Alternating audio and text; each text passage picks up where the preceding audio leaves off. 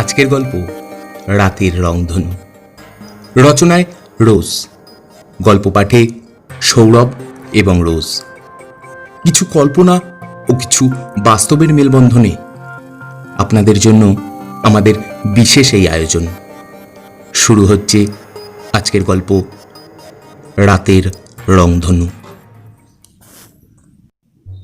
র্যাঙ্গেল দ্বীপ থেকে আরুষ ও শিরিনরা ফিরেছে তা প্রায় 2 মাস হবে। এরই মধ্যে দেশের বিখ্যাত নিউজ চ্যানেল ও সংবাদপত্রে ওদের নাম ছড়িয়ে পড়েছে। অল ওয়ার্ল্ড ডিসকভারি চ্যালেঞ্জ নামক সংস্থাটি থেকে যে এক্সপিডিশনের সুযোগ ওরা পাবে সেটা বিভিন্ন ফর্ম্যালিটিস পূরণ করে পরের বছর শুরু হবে। এরই মধ্যে ভারতের ন্যাশনাল আননোন এক্সপিডিশন নামক একটি সংস্থা থেকে আমন্ত্রণ জানানো হয় আরুষ এবং শিরিনকে। তবে যে ব্যাপারে জানানো হয় তা খুবই গোপনীয়। ব্যাপারটি হলো এই যে ইতালির বিখ্যাত মাউন্ট ভেসুভিয়াস অঞ্চলের আশেপাশে অদ্ভুত এক প্রাণীর অস্তিত্বের আভাস মিলেছে। স্থানীয় ব্যক্তিরা তার অস্তিত্ব টের পেয়েছে এবং কিছু অস্বাভাবিক ঘটনার প্রত্যক্ষদর্শীও হয়েছে। ইউরোপিয়ান সরকার নানা দল পাঠিয়েও কোনো সুরাহা করতে পারেননি। তাই তারা ভারতের সাহায্য প্রার্থনা করেছে সাম্প্রতিক র্যাঙ্গেল দ্বীপের সত্য উদ্ঘাটনের জন্য। আরুষ ও শিরিন ভারতীয় ন্যাশনাল আননোন এক্সপিডিশনের সদস্য হয়েই পাড়ি দিল সুদূর ইতালি। আর ওদের সাথী হলেন প্রফেসর অনিরুদ্ধ ভট্টাচার্য এবং সুরঞ্জনা সান্যাল আর ক্যামেরাম্যান সুশীল। প্রায় 8.5 ঘন্টার বিমান সফর শেষ করে ওরা ইতালির রিমনি ইন্টারন্যাশনাল এয়ারপোর্টে এসে পৌঁছালো। সেখান থেকে গাড়ি করে মেট্রোপলিটন সিটি অফ ন্যাপেলসে পৌঁছতে লাগলো আরও 6 ঘন্টা। ন্যাপেলস শহরটি চমৎকার পরিষ্কার এবং বেশ সাজানো গোছানো। বিল্ডিংগুলো আশ্চর্য রকম সুন্দর। ওরা যে হোটেলটিতে উঠেছে তার নাম বিএনবি লা মারিপোসা দি লা রেনা। এই হোটেলে ওঠার বিশেষ কারণ হলো এটা মাউন্ট ভেসুভিয়াসের থেকে মাত্র 10 কিলোমিটার দূরে। যেতে 25 মিনিট সময় লাগবে বড়জোর। আর সেই স্থান থেকে 25 কিলোমিটার দূরেই অবস্থিত সেই ভয়ঙ্কর প্রাকৃতিক বিপর্যয়ের চিহ্ন বহনকারী স্থান পম্পি। পম্পি নগরীর ব্যাপারটা হয়তো অনেকেরই অজানা। এই নগরীর নির্মাণ করেছিল অস্কানরা খ্রিস্টপূর্ব প্রায় 9ম থেকে 8ম অব্দের মধ্যবর্তী সময়। এই নগরটি প্রাগৈতিহাসিক লাভাগঠিত ভূমির উপর নির্মিত হয়েছিল, কিন্তু দুর্ভাগ্যবশত মাউন্ট ভেসুভিয়াসের অগ্নুৎপাতের কারণে পুরো নগরটা এক রাতেই ধ্বংস হয়ে যায়। অনেকের মতে কেউ কেউ পালিয়ে বাঁচতে পেরেছিল, আবার অনেকের মতে কেউই বাঁচতে পারেনি সেই রাতে। এ নিয়ে নানা বিতর্ক রয়েছে। প্রফেসর অনিরুদ্ধ ভট্টাচার্য বেশ অমায়িক প্রকৃতির, বেশ খোশ মেজাজে। দেখে মনেই হচ্ছে না যে আরুষ ও শিরিনদের সাথে আজই দেখা হয়েছে। ওদের সাথে হাসি মজায় ভালোই মিশে গেছেন। এতখানি রাস্তায় চলার সময় নিজের জীবনের নানা রকম কাহিনী শেয়ারও করেছেন। আর ক্যামেরাম্যান সুশীল ওদের থেকে একটু বড় হবে, বেশ মজারু লোক। এত গল্প বলতে পারে, কোনটা যে সত্যি আর কোনটা যে মিথ্যা তা বোঝা দেয়। প্রফেসর সুরঞ্জনা সান্যাল, তিনি একটু গম্ভীর প্রকৃতির, কথা একটু কম বলেন, তবে ওনার কথা বলার ভঙ্গি এবং পোশাকে একটা মার্জিত ভাব আছে, যা দেখলে মনে মনে এমনি শ্রদ্ধা বেড়ে যায়। ইনি যেন এই ট্যুরে প্রিন্সিপালের স্থান অবলম্বন করছেন। এখানে এসে ওরা 3টি ঘর বুক করেছে। একটিতে মিসেস সুরঞ্জনা এবং শিরিন, অন্যটিতে আরুষ ও সুশীল এবং অপরটিতে আছেন প্রফেসর অনিরুদ্ধ।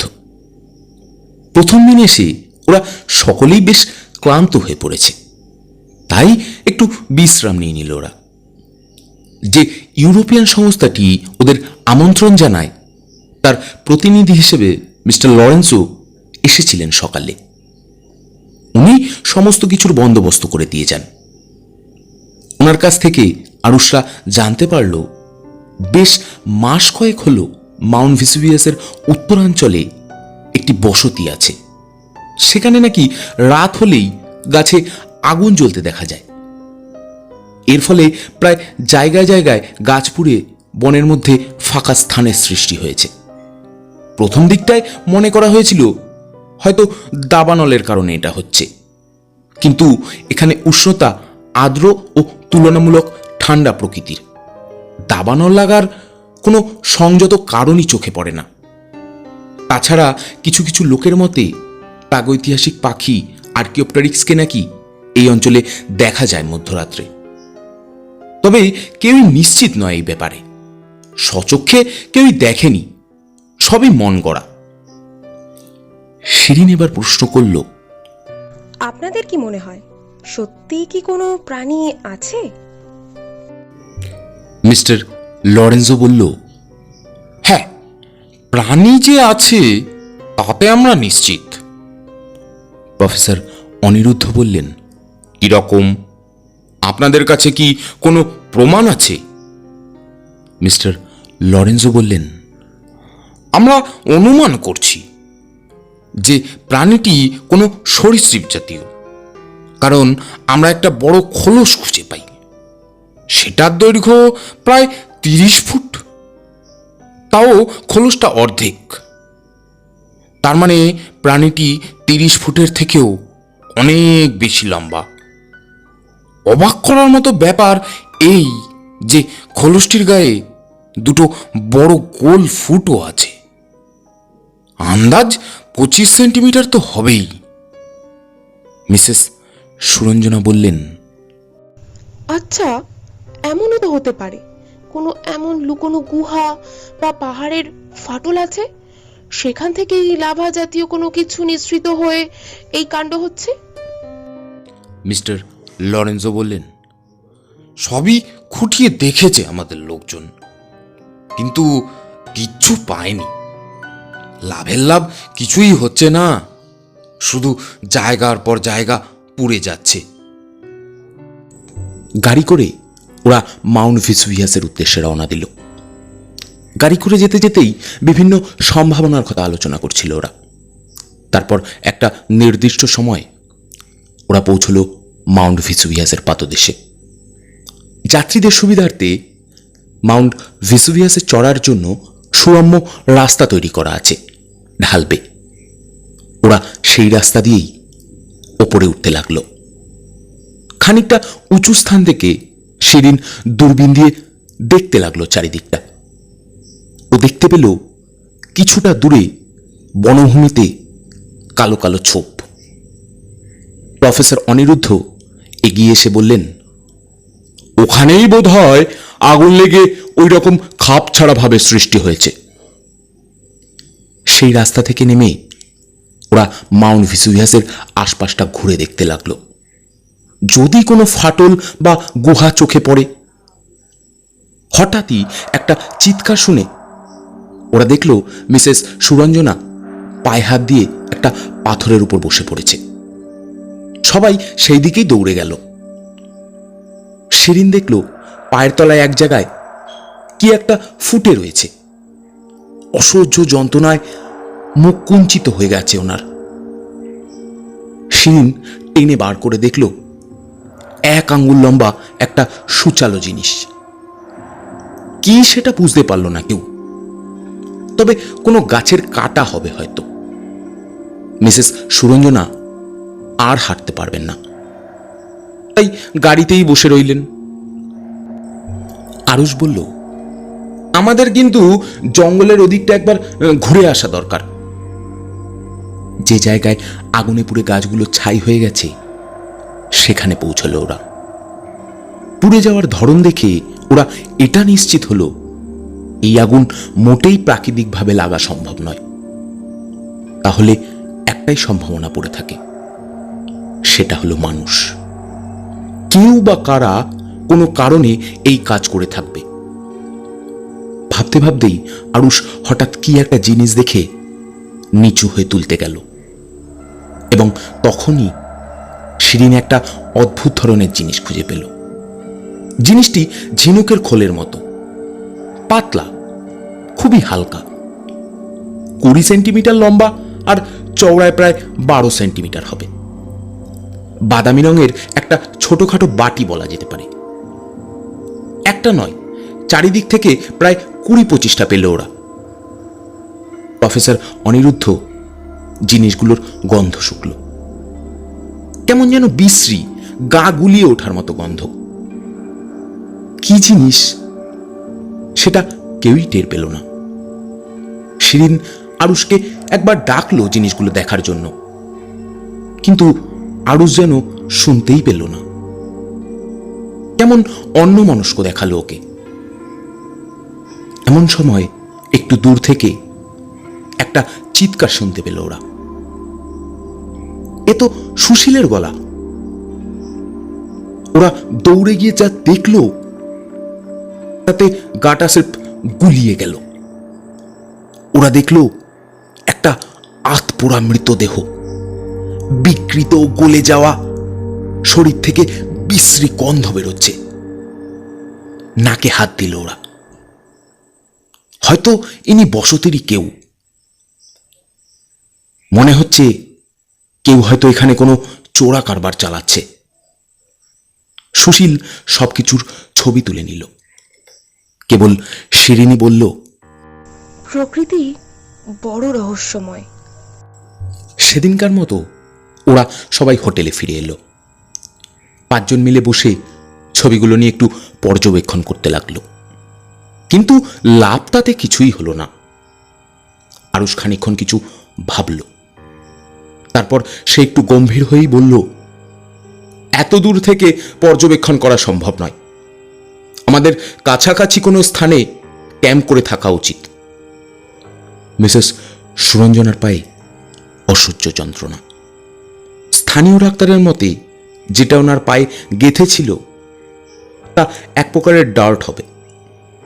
এখানে বলে রাখি, ডার্ট হলো এক প্রকারের বিষ মাখানো ছোট তীরের মতো অস্ত্র। এটা সাধারণত আদিবাসীরা ব্যবহার করে থাকে। তবে ডার্ট এত সরু হয় না, এবং সব থেকে বিস্ময়ের ব্যাপার হলো ওই অঞ্চলে কোনো আদিবাসীই নেই। অবশেষে ঠিক হলো যে মিসেস সুরঞ্জনা হোটেলেই থাকবেন। সেখান থেকে প্রয়োজন হলে ইন্টারনেটের মাধ্যমে যোগাযোগ রাখবেন এবং প্রয়োজনীয় তথ্য সরবরাহ করবেন। একটাই বেশ বড় মাপের তাঁবু খাটিয়েছিল ওরা।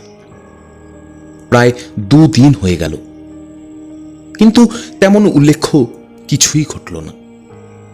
কেবল সুশীলই বানিয়ে বানিয়ে গল্প বলতে লাগলো। তাই কাউকেই আর বোর হতে হলো না। ও নাকি রাতে স্বপ্ন দেখেছে অনেক তারা খসা একসাথে রামধনুর মতো পৃথিবীতে আছড়ে পড়ছে। তাও ওর সন্দেহ আছে স্বপ্ন দেখেছে নাকি সত্যি। 3য় দিন রাত্রে যখন সকলে প্রায় শুয়েই পড়েছে, তখন শিরিন বসে ডায়েরি লিখছিল। এমন সময় তাঁবুর জানালা দিয়ে বাইরে চোখ পড়তেই ওর সারা দেহ রোমাঞ্চিত হয়ে উঠল। ও সকলকে ডেকে বাইরে ছুটতে বেরিয়ে এলো। আকাশে পূর্ণিমার গোল চাঁদ, ঝকঝক করছে চারিদিক। রূপলি রঙে যেন নেয়ে উঠেছে প্রকৃতি। গোল চাঁদের পাশে ওরা এমন মনোমুগ্ধকর অবর্ণনীয় জিনিস দেখতে পেল যে ওরা কেবল হা করেই দাঁড়িয়ে রইল। ওরা দেখল মাউন্ট ভেসুভিয়াসের চূড়ার উপর থেকে বেরিয়েছে একগুচ্ছ আলোক রশ্মি, এবং এর আলো 7টি রঙে বিভাজিত হয়ে কালো আকাশে জ্বলজ্বল করছে, যেন রাতের রংধনু। আরুষ বলে উঠল, এখানে না আসলে আমরা এমন দারুণ জিনিস দেখতেই পেতাম না। প্রফেসর অনিরুদ্ধ খাবিখে বলে উঠলেন, অসম্ভব, আমরা স্বপ্ন দেখছি। শিরিন হেসে বলল, না, স্বপ্ন নয় প্রফেসর, দিনের আলোর মতোই স্পষ্ট এবং সত্যি। এতক্ষণে সকলের খেয়াল হলো যে অনেক সময় নষ্ট হয়ে গিয়েছে, এবার আলোর উৎস খোঁজা দরকার। কিন্তু ওরা যেতে যেতেই সব অন্ধকার, আলো নিভে গেল। পরদিন ওরা বসতি থেকে ঘুরে এসে জানতে পারল ওরা এই আলোর রোশনাই দেখেছে প্রায় 1 বছর হতে চলল। বিশেষত পূর্ণিমার দিন বা আকাশে চাঁদ উঠলেই এহেন জিনিস চোখে পড়ে। তাছাড়া ওরা কোনো প্রাণী বা পাখি কিছুই চোখে দেখেনি। এরপর সেখান থেকে ওরা পম্পি নগরটি যে স্থানে ছিল সেখান থেকে ঘুরে এলো। সবই ধ্বংস হয়ে গিয়েছে, চারিদিকে ভাঙাচোরা বাড়িঘর। তবে তারই মধ্যে উদ্ভট ঠেকলো একটা জিনিস। তা হলো একটা ঘর, বেশ পরিষ্কার। দেখে বোঝা যায় না যে ঘরটা এখনো আস্ত আছে। প্রফেসরই খুঁজে বার করলেন। ভিতরে ঢুকে এদিক ওদিক খুঁজে শিরিন একটা বাক্স পেল। ঘরটা দেখে মনে হচ্ছে কেউ থাকে এখানে। প্রফেসর অনিরুদ্ধ বাক্সটি খুললেন। বাক্সটি কাঠের, লম্বায় ও চওড়ায় প্রায় 1 হাত হবে। শিরিন উকি মেরে দেখতে লাগলো কি আছে এতে। শিরিন দেখলো বাক্সের ভেতর থেকে কতগুলি হলদে কাগজের বান্ডিল বার করলেন প্রফেসর। ওদিকে আরুষ সারা ঘর খুঁটিয়ে দেখতে লাগলো। ওরা কাগজের বান্ডিল খুলে দেখলো কিছু লেখা আছে, কিন্তু কি ভাষায় তা কেউই বুঝতে পারল না। হঠাৎই কানে তালা লাগিয়ে ভীষণ জোরে একটা শব্দ হলো এবং সেই সাথে প্রফেসর অনিরুদ্ধর মাথার চুল ঘেঁষে তীব্র বেগে একটা বুলেট ওপারের দেয়ালে লেগে ছিটকে পড়ল। আরুষ ও সুশীল এক ছুটে বেরিয়ে গেল ঘর থেকে, কিন্তু কাউকেই খুঁজে পেল না। ওরা আর সেখানে থাকলো না, তাড়াতাড়ি তাঁবুতে ফিরে এলো। সুশীল একবার বলল, গুপ্তধনের গন্ধ পাচ্ছি, অনেক পুরনো নগর তো, থাকতেই পারে। তাঁবুতে পৌঁছেই প্রফেসর সুশীলকে বাক্সের কাগজগুলোর ছবি তুলে মিসেস সুরঞ্জনাকে পাঠাতে বলল। শিরিন যেন যেচেই নিজের কাঁধে দায়িত্ব নিল। তারপর ল্যাপটপ খুলে বসে পড়ল। প্রফেসর নিজেও সেগুলো দেখতে লাগলো। ওদিকে শিরিনও রোজকার ডায়েরি লিখতে বসল ফটোগুলো পাঠিয়ে, এবং মিসেস সুরঞ্জনাকে বলে দিল প্রফেসরকে ফোন করে জানাতে যদি উনি কিছু জানতে পারেন। এমন সময় রাত্রে আবার সেই আলোর রোশনাই শুরু হলো। আরও যেন ঘড়ি ধরে অপেক্ষা করছিল এই মাহেন্দ্রক্ষণের, কারণ আজও আকাশে পূর্ণচন্দ্র। আরুষ এক ছুটতে বেরিয়ে গেল বাইরে। শিরিনও ছুটতে লাগলো পিছন পিছন। প্রফেসর ও সুশীল নিজেদের মধ্যে আলোচনাতেই ব্যস্ত। তারা কিছু বুঝতেই পারল না। ওদিকে ওরা ছুটতে ছুটতে যতই মাউন্ট ভেসুভিয়াসের চূড়ার কাছে এগিয়ে আসলো, ওরা বুঝতে পারল যে ওরা ভুল পথে চলছে, কারণ চূড়ার দিক থেকে কোনো রশ্মি বার হচ্ছে না, বরং ভেসুভিয়াস থেকে দূরে পম্পির কোনো এক স্থান থেকে নির্গত হচ্ছে। সময় নষ্ট না করে ওরা দিক পরিবর্তন করে সেই দিকেই দৌড়তে লাগলো। হাঁপাতে লাগলো ওরা, কিন্তু হাল ছাড়ল না। এমন সময় ওরা দেখল আলোর রোশনাইটা ওদের খুব কাছেই, প্রায় এসেই গেছে। এমন সময় আলোটা কমতে শুরু করলো। ওহো, আকাশ যে মেঘে ঢেকে যাচ্ছে। যা, নিভে গেল আলোটা, সব অন্ধকার। হঠাৎই কারা যেন ঝাঁপিয়ে পড়ল আরশ এবং শিরিনের উপর। শুরু হলো ধস্তাধস্তি। তারপরই হঠাৎ মনে হলো পায়ের তলা থেকে মাটি সরে যাচ্ছে। ফাঁকা কোনো বিশাল গর্তের মধ্যে চারজনই পড়তে শুরু করলো। প্রায় 15 মিনিট গড়ানোর পর একটা স্থানে ধপ করে পড়ল ওরা। আসলে ওরা ধস্তাধস্তি করতে করতে কোনো গর্তের বা সুড়ঙ্গের মুখে পড়ে যায়।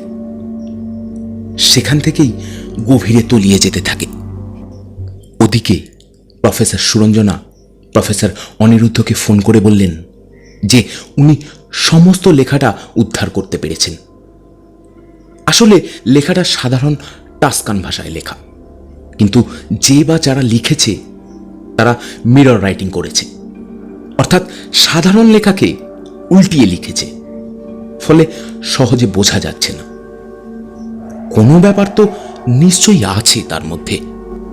ওদিকে গর্তের মধ্যে পড়ার পর ওরা হতবাক হয়ে গেল। এত আলো কোথা থেকে এলো? আর তার থেকে ওরা আরো বেশি অবাক হলো এই দেখে যে যারা ওদের আক্রমণ করেছে তারা আর কেউই নয়, প্রফেসর সুরঞ্জনা এবং মিস্টার লরেন্সো। অবাক ভাবটা কাটিয়ে উঠতে না উঠতেই হঠাৎই ওদের খুব গরম লাগতে লাগলো।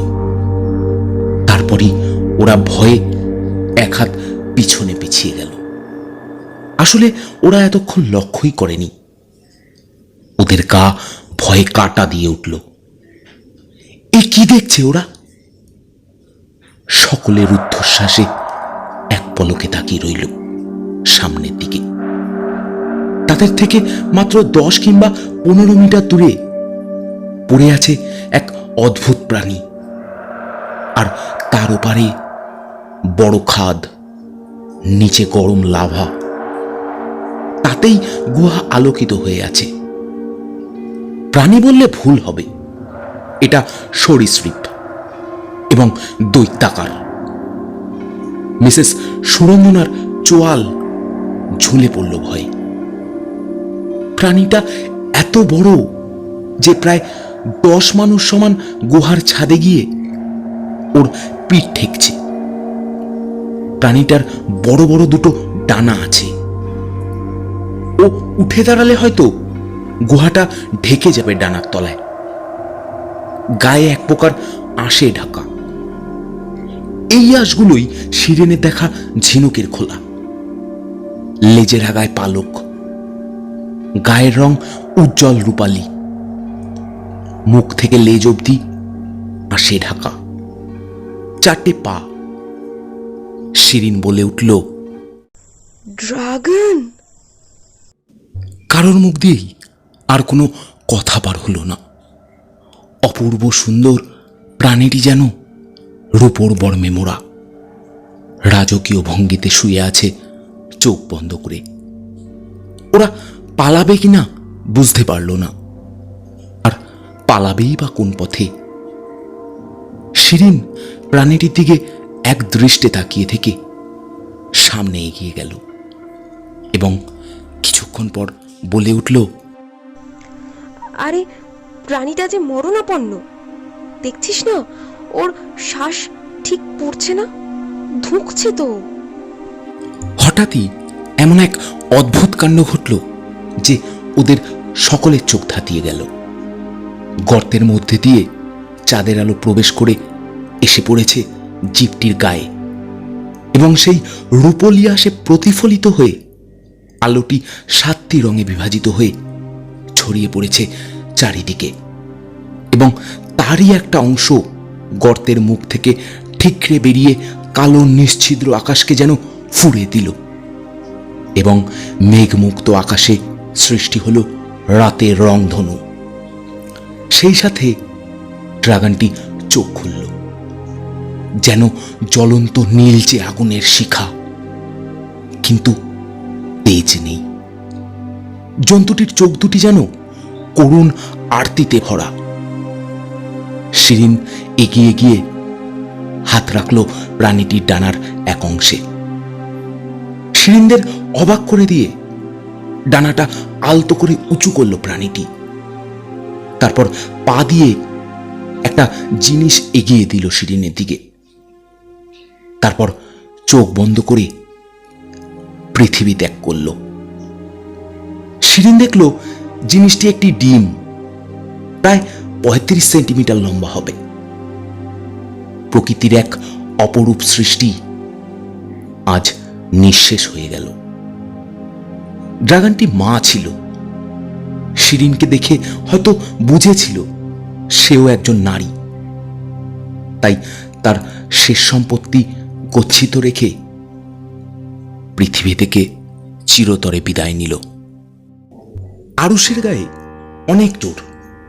এককালে বেশ বক্সিং করত, তাই একাই দুজনকে বেঁধে ফেলল এবং তখনই তাঁবুর উদ্দেশ্যে রওনা দিল। ওদের সাথে মিসেস সুরঞ্জনা ও লরেন্সোকে দেখে প্রফেসর হতবাক হয়ে গেলেন।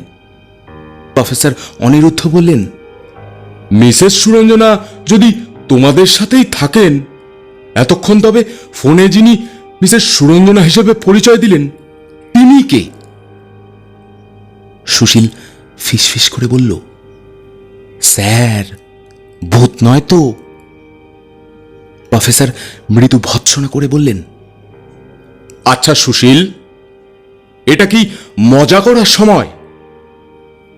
শিরিন বলল, ফোনে আপনাকে কি জানানো হয়েছে সেটা আগে খুলে বলুন তো। প্রফেসর বলতে শুরু করলেন, পম্পি নগরটি গঠনের পূর্বে ওই স্থানে নাকি অন্য এক নগর ছিল। কাগজটির লেখা অনুসারে ওই নগরের নাম ছিল বরিস। সেখানে হঠাৎই ড্রাগনের অস্তিত্ব টের পাওয়া গেল এবং তারা প্রচণ্ড উৎপাত শুরু করল। নগরের কোনো ক্ষতি করত না, তবে বন জঙ্গল পুড়িয়ে দিত। মানুষজন বিরক্ত হয়ে দুই একটা ড্রাগন মেরে ফেলতে সক্ষম হলো, আর দুটোকে কিছুতেই খুঁজে পেল না। তারপর সেই নগর একসময় ধ্বংস হয়ে গেল। পম্পি নগরের পত্তন হলো, আবার শুরু হলো ড্রাগনের উৎপাত।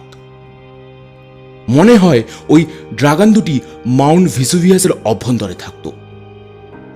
মানুষজন একটিকে মেরে ফেলতে পারলেও অপরটিকে পারেনি।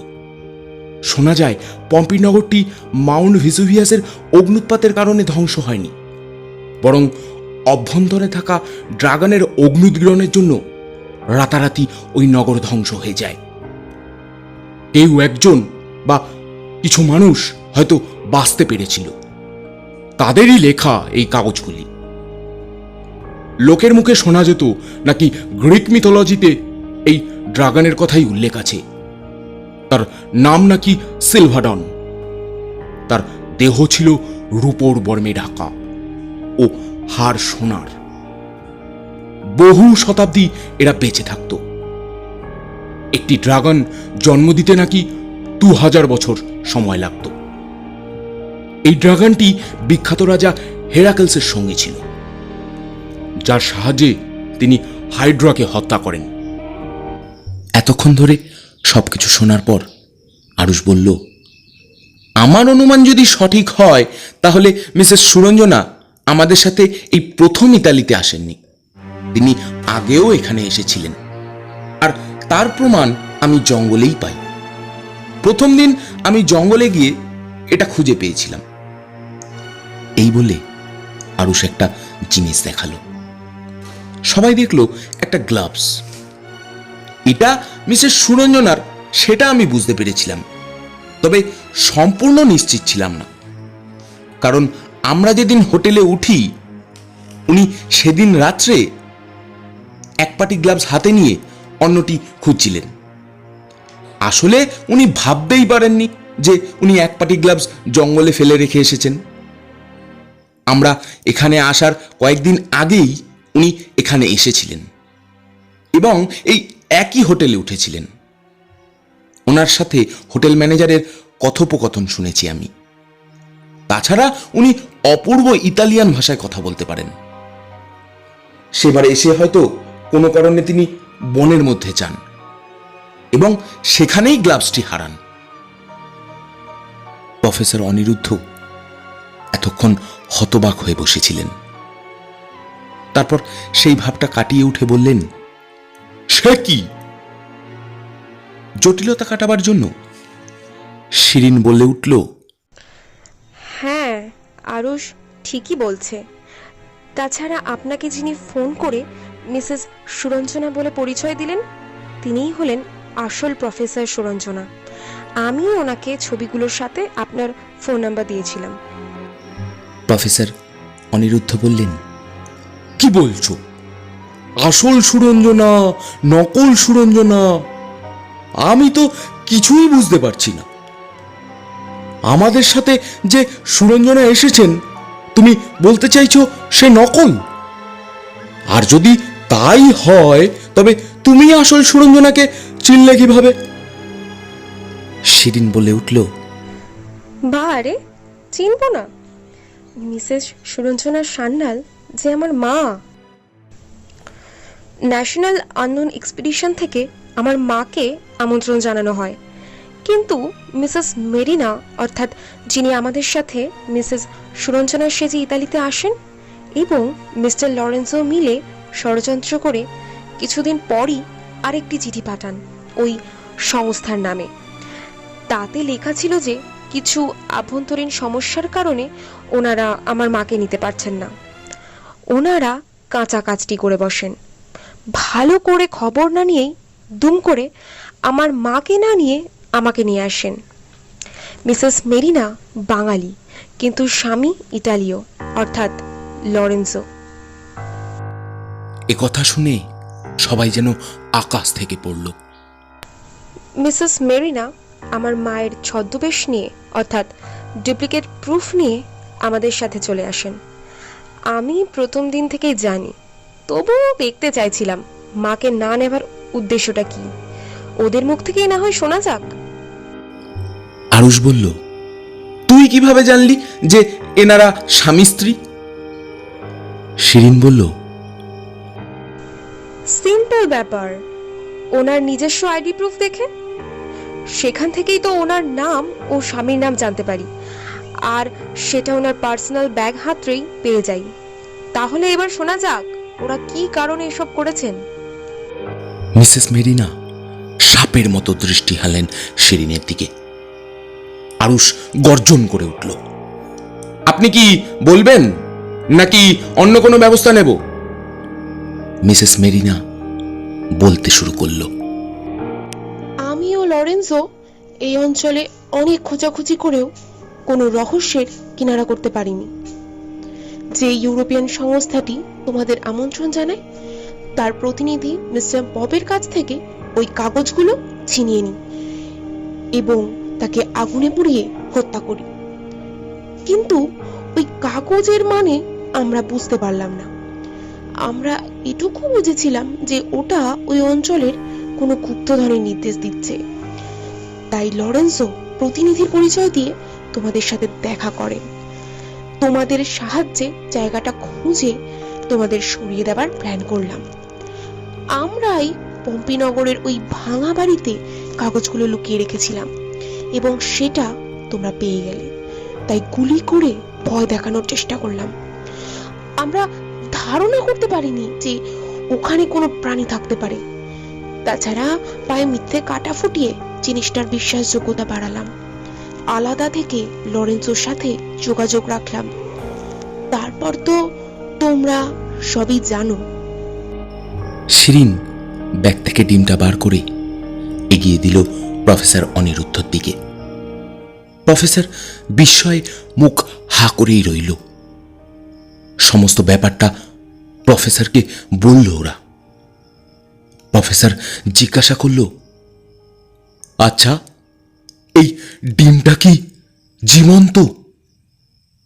শিরিন মাথা নাড়িয়ে হ্যাঁ জানালো। হঠাৎই ডিমটার গায়ে ফাটল ধরল। তারপর বেরিয়ে এলো একটা ছোট্ট ড্রাগন। কিন্তু এ কি, নেতিয়ে পড়ল কেন? শিরিন একটু ঝাঁকানি দিল। না, নড়ল না জীবটি।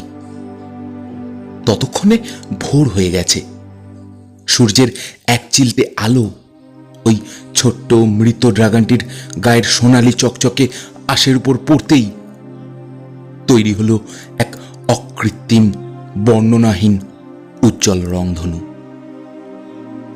আরুষ বলে উঠল, এ তো গিল্ডেন ফায়ার, সোনার ড্রাগন। এর কথা আমি শুনেছি, পড়েছি গ্রিক মিথোলজিতে। তবে কি সে আবার জন্ম নিয়েছিল? শিরিনের চোখ দিয়ে এক ফোঁটা জল গড়িয়ে পড়ল। প্রকৃতির দেওয়া এই অপরূপ উপহার সে বাঁচাতে পারল না। মায়ের মতোই রাজকীয় ভঙ্গিতে মৃত ড্রাগনটি শিরিনের কোলে শুয়ে রইল। এই দৃশ্য দেখে মিসেস মেরিনা ও লরেন্সোর মনেও আমূল পরিবর্তন ঘটল। ওরা কথা দিল এসব ওরা গোপন রাখবে এবং ভবিষ্যতে আর কোনো বাজে কাজ করবে না। শিরিনরা একরাশ মন খারাপ নিয়েই বাড়ি ফিরে এলো। ছোট্ট ড্রাগনটিকে ওরা তার মায়ের কাছে রেখেই বিদায় নিল।